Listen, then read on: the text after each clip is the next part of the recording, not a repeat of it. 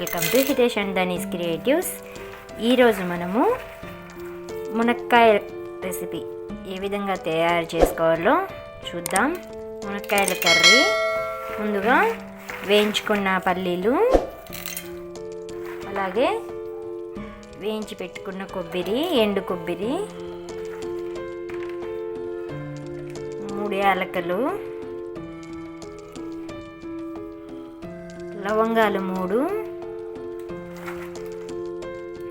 చెక్కలు 3, 1 యాలకులు. ఈ విధంగా గ్రైండ్ చేసుకున్న తర్వాత తగినంత వాటర్ని యాడ్ చేసుకొని మళ్ళీ గ్రైండ్ చేసుకోవాలి. ఈ విధంగా మెత్తగా పేస్ట్ చేసుకోవాలి. కడాయి హీట్ ఎక్కిన తర్వాత 2 టేబుల్ స్పూన్ ఆయిల్ని లోకి వేసుకోవాలి. ఈ విధంగా మునక్కాడల్ని ఆయిల్లోకి వేసుకొని ఫ్రై చేసుకోవాలి ఒక 2 మినిట్స్. సాల్ట్ని, టేస్ట్కి తగినంత సాల్ట్ని ఇందులోకి యాడ్ చేసుకుందాం. మునక్కాయ అనేది కొద్దిగా డీప్ ఫ్రై చేసుకుందాం. మీడియం ఫ్లేమ్లో ఉంచుకొని 2 మినిట్స్ కుక్ చేసుకోవాలి. ఈ విధంగా దూరగా ఫ్రై అయ్యాక బౌల్లోకి ట్రాన్స్ఫర్ చేసుకోవాలి. 2 టేబుల్ స్పూన్ ఆయిల్ని యాడ్ చేసుకోవాలి.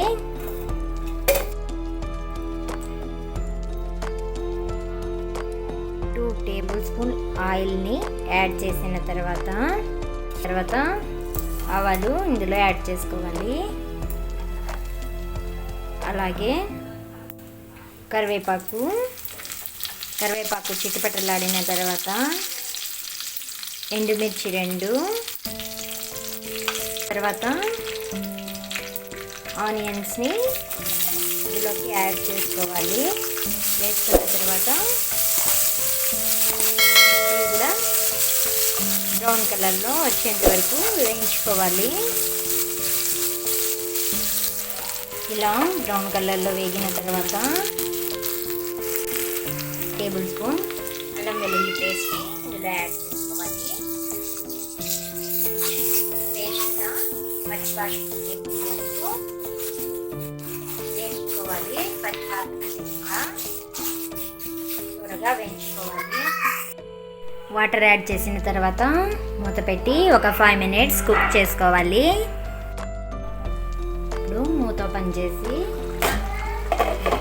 చూద్దాం. ఒకసారి కలిపెట్టిన తర్వాత గ్రేవీ అనేది గుజ్జుగా అయింది కదా.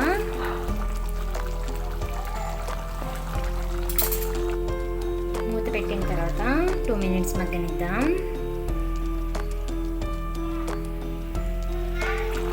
మూత ఓపెన్ చేసి చూద్దాం. మునక్కాయ అనేది ఉడికిందో లేదో చూద్దాం. బాగా ఉడికింది కదా. ఇప్పుడు కర్రీ ఆఫ్ చేసుకొని ఈ కొత్తిమీరని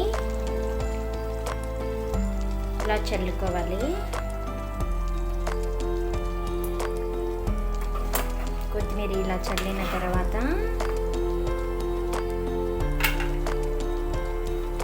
మూత పెట్టేసి స్టవ్ ఆఫ్ చేసేద్దాం. మీకు ఈ వీడియో నచ్చినట్లయితే లైక్ చేయండి, షేర్ చేయండి, సబ్స్క్రైబ్ చేయండి. పక్కనే ఉన్న బెల్ ఐకాన్ని క్లిక్ చేయండి. Thank you for watching.